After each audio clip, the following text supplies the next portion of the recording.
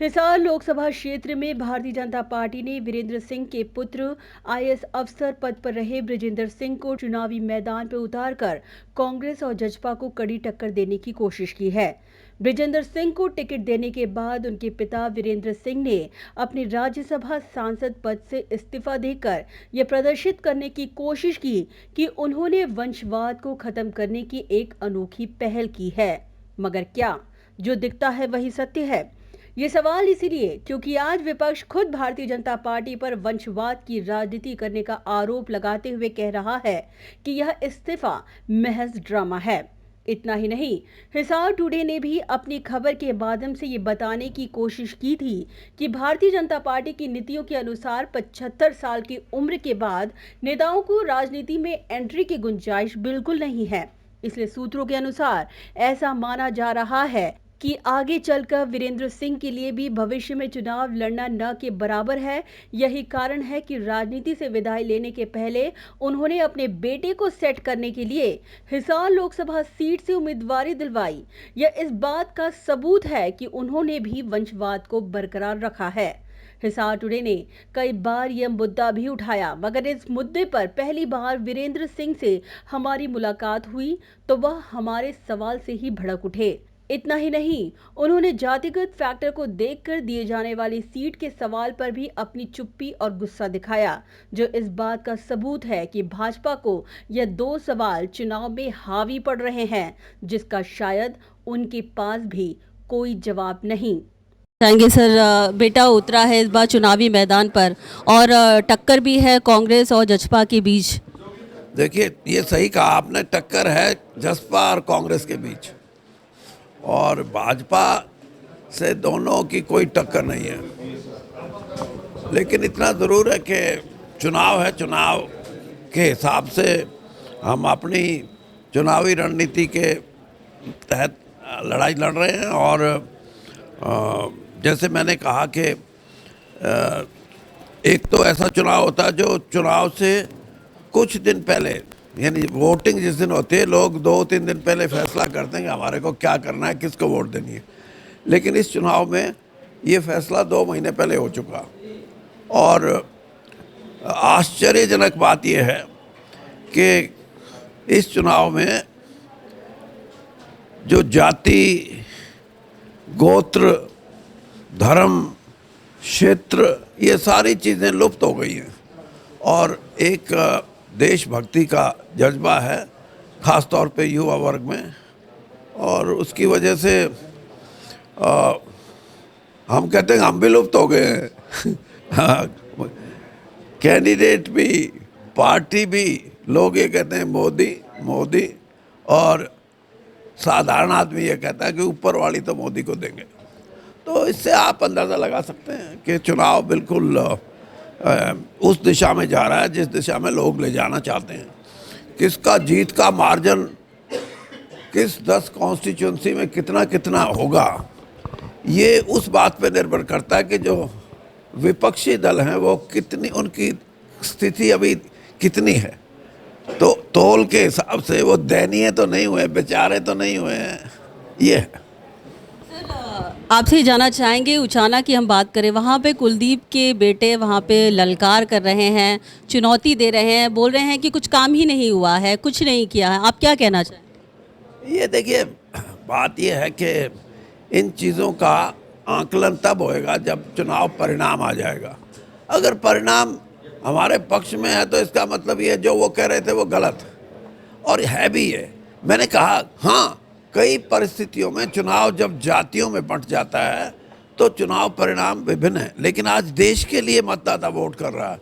आज धर्म, जाति सब से ऊपर उठ के हमारा मतदाता, और ख़ास तौर पे जो युवा वर्ग है, उसके मन में एक ही बात है कि 72 साल की आज़ादी हमारी, किसी ना किसी तरीके से हम उसको और मजबूत करें, सक्षम बनाएं अपने देश को, ताकि हम एक समृद्ध राष्ट्र की तरफ, जो एक नए भारत की तरफ, जैसे प्रधानमंत्री जी बोलते हैं, उसकी तरफ जाने का एक ही रास्ता है, और वो ये कि ऊपर वाली मोदी को।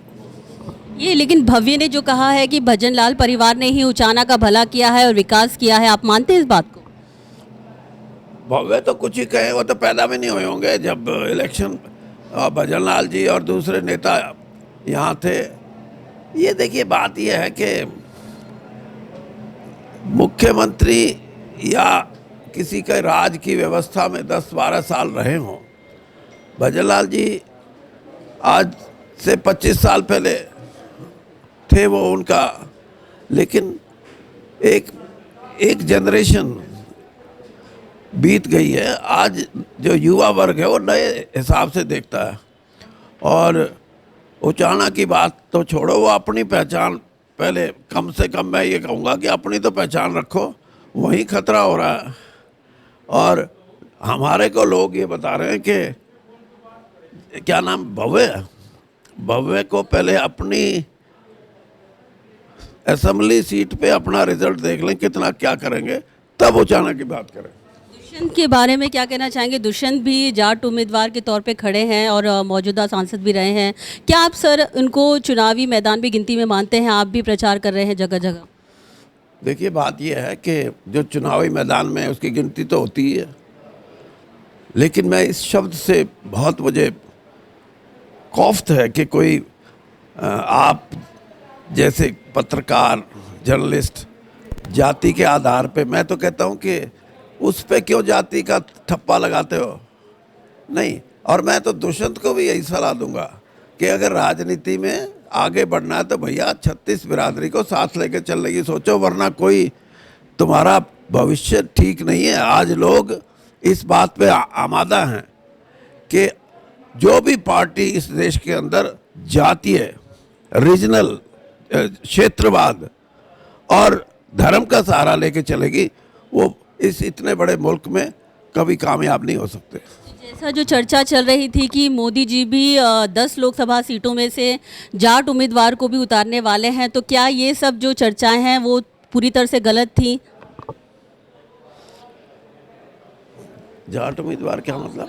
10 लोकसभा सीटों में से गैर जाट और जाट उम्मीदवार को भी उतारने की मोदी जी के विचार हैं। जो भी चर्चाएं जो चल रही थी, बातें चल रही थी, तो यानी कि इस बार का जो चुनाव है वो उस आधार पे नहीं है। बिल्कुल, मैंने बता दिया, पार्टी लुप्त, प्रत्याशी लुप्त, हम जैसे नेता लुप्त, वोटर चमक रहा है। वो कह रहा है कि मोदी मोदी मोदी। क्या करोगे बताओ आप?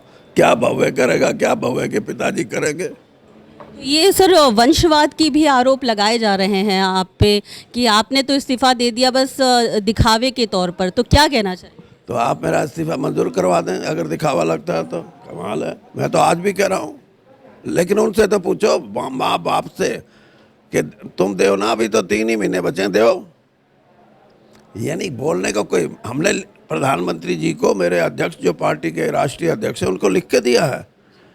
और ये कोई छोटी बात नहीं है। 3.5 साल है अभी मेरी राज्यसभा में, और मोदी जी के मंत्रिमंडल में जो 25 लोगों का मंत्रिमंडल है, मैं सबसे सीनियर मोस्ट, वरिष्ठ मतलब वैसे नहीं है, एज के हिसाब से, उम्र के हिसाब से। तो अब वो इस्तीफा मेरा वो मंजूर करेंगे, कब करेंगे मैं ये तो नहीं बोल सकता, वो तो उनका देखना है। और फिर वीरेंद्र सिंह कोई छोटा नाम है नहीं, इसलिए हो सकता है कि इलेक्शन तक इस्तीफा मंजूरी ना करें।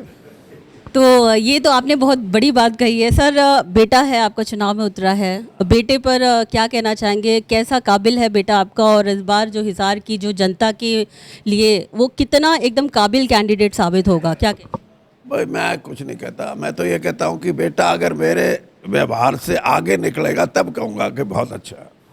तो अभी वोटों के आधार पे जीतने की कितनी उम्मीदें हैं? हाथ देखते हैं ना ज्योतिषी, या माथे की लकीरें पढ़ते हैं, वो भी कोई ये नहीं कहते कि भाई तुम 70 साल जियोगे या 50 साल, वो कोई लंबी उम्र होगी आपकी।